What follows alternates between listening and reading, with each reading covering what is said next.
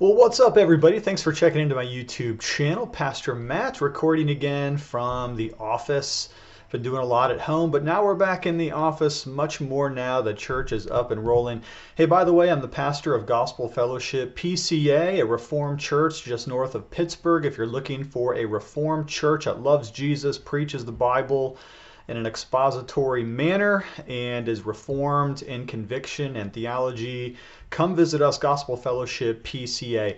So this week I've gotten a similar question a couple of times, and that means it's time for me to answer that question.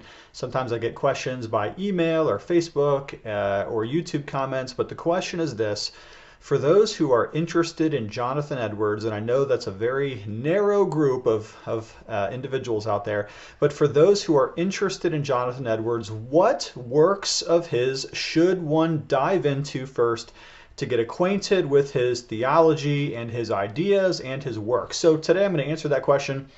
By the way, everything that Edwards ever wrote is free online at edwards.yale.edu. So you can go ahead and just get any of this stuff. Just go to the Edwards site, and I'll put a link in the description below. You can get it for free, or you can buy it in various bound volumes like this one on his sermons right here. You could do that if you want to, but everything's free online. So let's just tick through it.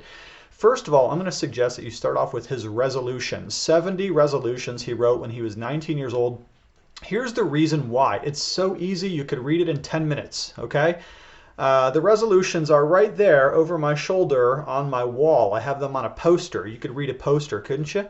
Maybe take you a little bit longer if you wanted to work through them a little bit more thoughtfully, but the resolutions are Jonathan Edwards' ideas for what a Christian person should look like. So if you want to get acquainted with some of his main ideas, right there in the resolutions. Second of all, read Sinners in the Hands of an Angry God. Now, you're going to notice that in my recommendations, we're moving from short to a little bit longer, and that's on purpose because I think as you read a theologian, you want to get some good successes under your belt. You want to be able to check off a few things on the old register there as you're making progress. So basically, shorter to longer is the way we're working today, but also through importance. And Sinners in the Hands of an Angry God is Edwards' most well-known sermon. That's the one thing that he's well known for. And so you have to read that right off the bat so you can at least be conversant with his most popular sermon. Sinners in the Hands of an Angry God. Been reprinted 1,000 times. You can find it easily online. After that, though, you're going to want to pair that with another sermon that he wrote called Heaven is a World of Love, because if you think that Sinners in the Hands of an Angry God, fire and brimstone, hell and judgment is all that Edwards is worth, you're going to be totally surprised when you read Heaven is a World of Love, because it's a gorgeous, beautiful sermon about the wonders of heaven, and it matches like a pair with Sinners. I think they should always be printed back to back. Heaven is a World of Love is the last sermon in one of his series is called Charity in Its Fruits, which is an exposition of 1 Corinthians 13. So you're going to love that sermon. After that, I would suggest maybe you try something like his personal narrative. Now, his personal narrative was written in 1740. He's a little bit more of a mature pastor now. The Great Awakening is in full bloom. He's got a few years under his belt of pastoral ministry. And in a personal narrative, he basically looks back on his earlier life, his conversion, some of his influences, and he tells his own conversion story from his own perspective, which is very helpful because most of the time, if we're completely honest, he doesn't say too much about himself. He's far more concerned with God and with the scriptures. After that, again, we're working from shorter to longer here a bit. There's a really good revival treatise called The Distinguishing Marks of the Work of the Spirit of God. And in this, he's analyzing the revivals, their legitimacy, some of their problems. And Edwards basically says that there's 5 ways that we can know if a revival or even a personal conversion is legitimate. And here they are. I'll tick them off.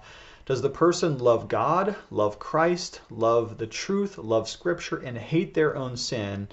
Then if so, that's probably a legitimate work of God. If not, it is to be questioned. So that's a wonderful short treatise, not very long. You could read it in one setting.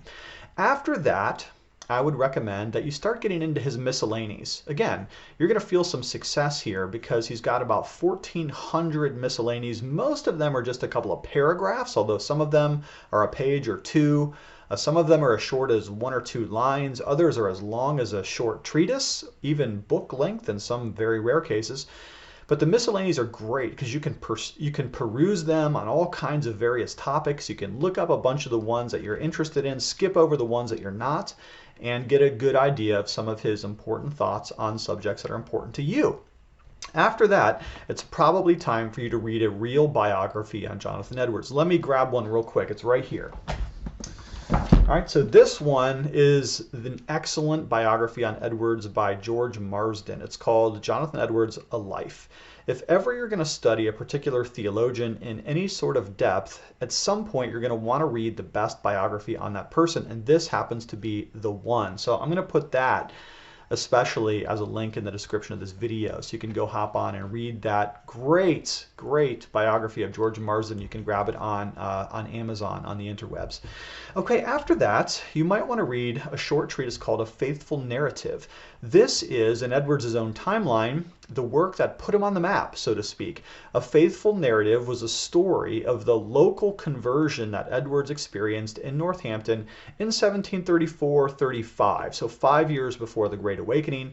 Northampton, the town, had its own conversion. Dozens of people were saved during that time. Edwards wrote about this localized revival, and that writing became really popular really fast. So that's the work that put him on the map internationally, so you're going to want to know that. After that, I'd go back and read a few more sermons. Remember, Edwards was a preacher vocationally, and so a book like this one right here, Jonathan Edwards' Sermons, published by Hendrickson, which is a great publisher, by the way. Hendrickson's doing some great stuff. This has some of his most famous sermons, and what's great about the sermons is, again, you can read them in one setting, and there's some really beautiful ones in this book, so I'm going to link this one in the description too. Finally, now you're in the place where you need to start reading his longer treatises. You can't avoid them forever, and some of them are so good that you're going to love them. Probably the one that you're going to want to read next is Religious Affections. You're going to love it. I promise you. It is devotional, it is joyful, it is optimistic. Again, Religious Affections, like the Distinguishing Marks, is a work to analyze the authenticity of the revivals. But in so doing, Edwards is going to take Distinguishing Marks and greatly expand it. And he's considering, again, the question is, what is real revival and what is true conversion? But this book reads devotionally. It is glorious. It is filled with wonderful truth, and you're going to absolutely love it. So read that. Now, you're going to need to get into some harder stuff eventually, and I apologize for that, but if you want to be a serious Edwardsian scholar, you got to get into some of the hard stuff. So there's 2 treatises he wrote towards the end of his ministry, not quite at the end, but close to the end. One is called The End for Which God Created the World, and the other is The Nature of True Virtue. These 2 used to be packaged together, and so they're written at the same time. Different ideas here, but these are both pretty important. The End, as it's sometimes abbreviated, considers the reason and purpose that God made the world. If God is self-existent, if he needs absolutely nothing from us, then why did he make the world? Edwards is going to try to answer that question with a ton of scripture. The other one, called The Nature of True Virtue, is very interesting in his works because the nature of true virtue is the one place where he writes as a philosopher and doesn't use scripture at all. If I'm not mistaken, there's not even one scriptural reference, maybe 1 or 2, but not many at all. He writes from the position of a philosopher, and he questions, what does the moral or ethical life look like? That's an important one as well. Finally, I would say you're going to have to get into the freedom of the will. Now, in my opinion, it's my least favorite book that Edwards wrote. It's very hard, it's very philosophical, it's very deep, and in some ways very circular. It seems like it keeps saying the same thing over and over again. Edwards makes his argument go kind of like a spiral in this book. He seems to be making the same point, although he continues to advance the argument, and so you have to follow it very carefully. But in this work, it's important because he considers the relationship between the sovereignty of God, who is in control of all things, and the very real responsibility of human interaction. How do those two things work together? Well, Edwards solved it in The Freedom of the Will. It's considered genius by most people, and so eventually you're going to want to have to read that. After you're done with those things, listen, there's so much stuff out there from Edwards. You can just get lost in whatever direction you want to go. And that's the beauty of Edwardsian scholarship. Is there 70 of his digital works online, 26 in print. The 26 printed volumes basically look like this. These are the official Yale works. Not everything he's written has ever even been printed yet. There's so much of it out there, but that's the glory of it. You find an area and you can just push and study all you want. Well, I'm going to put some links in the description of this video so you can find what you want. You can either get it in print, like this kind of stuff, or you can just read it online on the Yale site. So that'll be in the description as well. Thanks for checking in. Hey, if you want to subscribe, that's great. If not, I totally get it. There's great stuff on the internet. This is just some of it. But I love you lots. Thanks for checking in, and we'll talk to you later.